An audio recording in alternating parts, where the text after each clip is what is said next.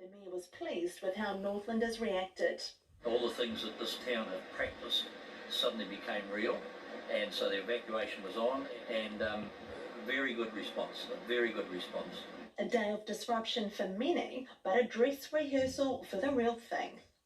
All right, let's go live to Helen now in Taipa in the far north. How prepared were residents there in Doubtless Bay, Helen? Well, Civil Defence Northland will definitely be giving themselves a pat on the back. This was a very well executed evacuation. Within hours of the siren first sounding this morning, the cars were virtually off the road. The roads were virtually empty, and that's because people heeded that advice and they went to higher ground.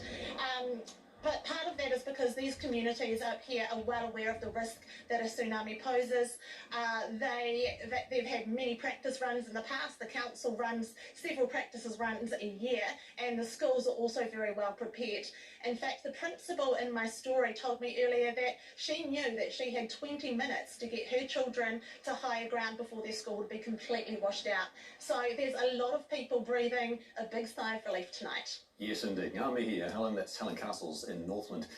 Now, the experts tell One News the biggest wave to hit our shores was just 30 centimetres or so. So some of you may be wondering, what's the big deal? Well, as you'll see here, unlike a regular wave, which forms and dissipates once it hits land, a tsunami swell of the same height can have a wall or a plateau of water behind it that can extend back 100 kilometres or so. It is this momentum and speed that can be so destructive, pushing the surging mass hundreds of metres inland. And that's why the authorities take alerts so seriously. Better safe than sorry. So, what sort of earthquake triggered the tsunami warnings? Let's have a look below the ocean to explain. The big 8.1 magnitude tremor was caused by what's known as a reverse fault. This is when one land mass is pushed over another, like right here, and that displaces huge volumes of water and creates a wave of energy that propels the water. And the warnings about waves like that hitting our coast are raising questions. Were emergency alerts sent to affected areas fast enough?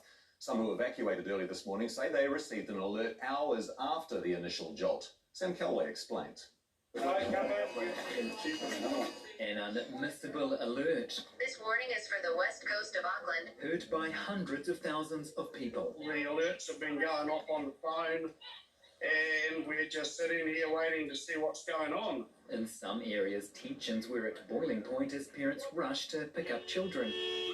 However, officials insisting the communication execution was a success.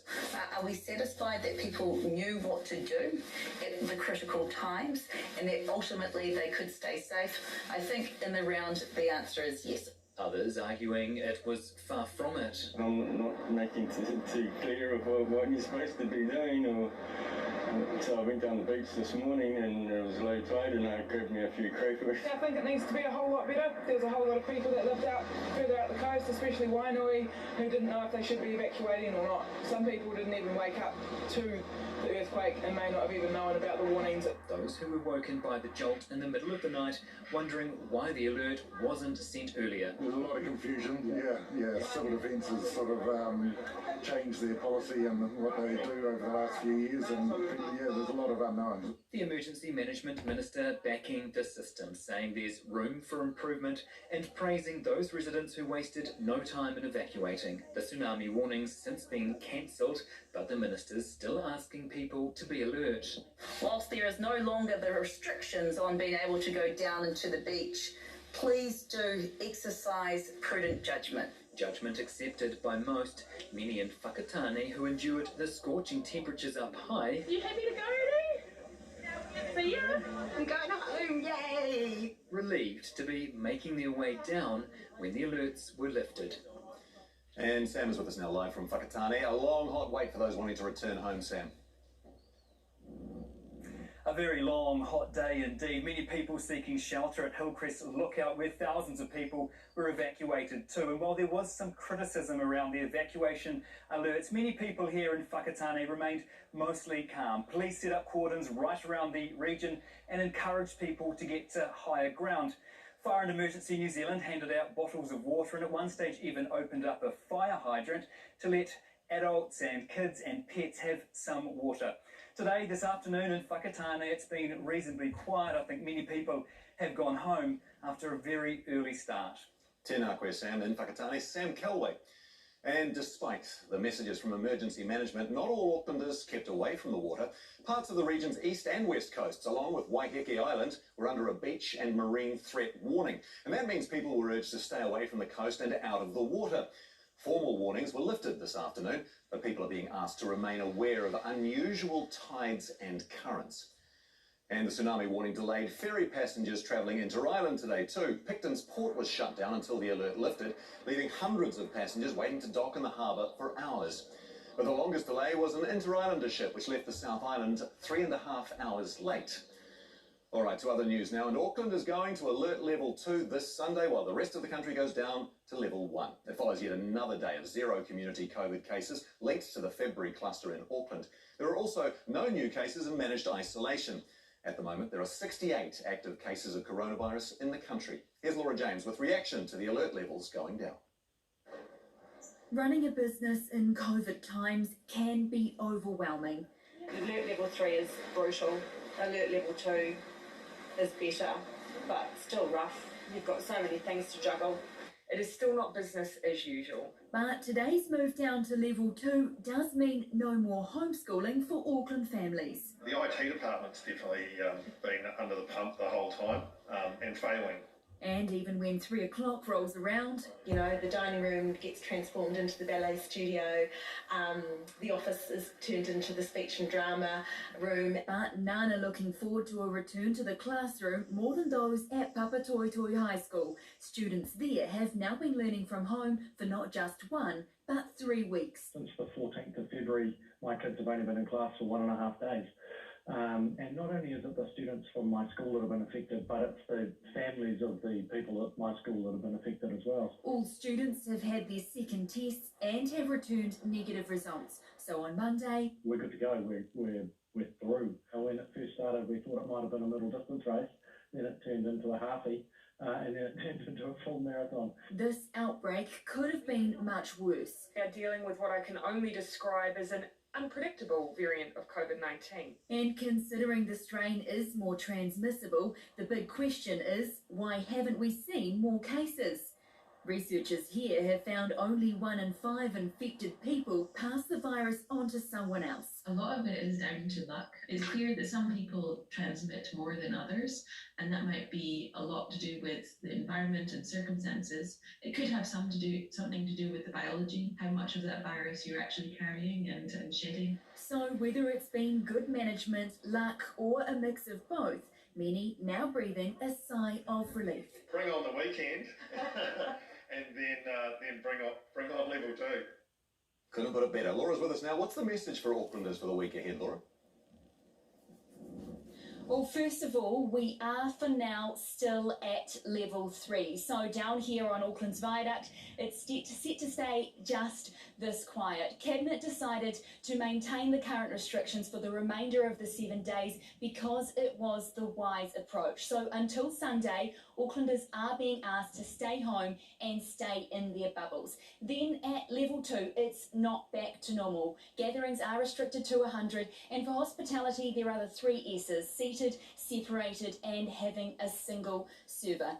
Dr. Bloomfield has also said he wants to be crystal clear. Some people do need to remain in isolation. He has the power to issue an order for anything he thinks will keep people safe. He's issued many in relation to COVID, and in this case, there's a very specific one for those who went to the City Fitness in Papatoetoe on the 20th and the 26th of February at the relevant times. They still need to stay home until they are told otherwise. There's 10 still yet to get test results and 2 still being tracked down.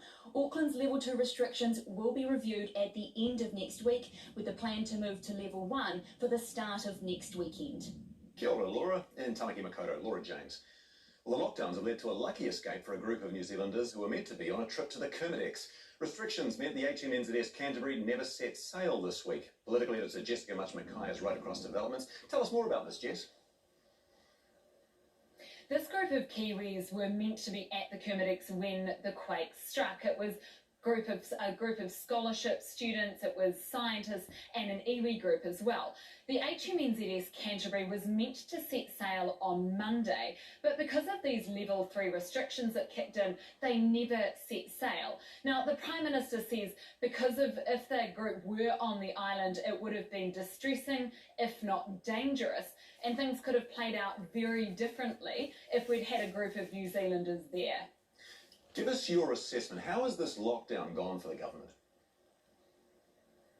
This has been a messy lockdown for the government. We've had issues with people not listening to instructions and not isolating properly. We've had questions about communication, and I'm sure the government will be very pleased when the levels change at 6 a.m. on Sunday. But it does seem like it's an unusual choice to go at 6 a.m. on Sunday. The Prime Minister and Dr. Ashley Bloomfield came here to Parliament today and they told us that they're confident this is contained. They say these extra restrictions for those gym goers give us an extra layer of protection. So if that's the case, then why not raise the level restriction at midnight tonight and allow businesses and Aucklanders some more freedoms over the weekend? Or alternatively, get Cabinet to meet tomorrow on Saturday and go through everything, making a decision on fresh data, fresh results and the latest information. So it seems they've landed in this strange middle ground on this one.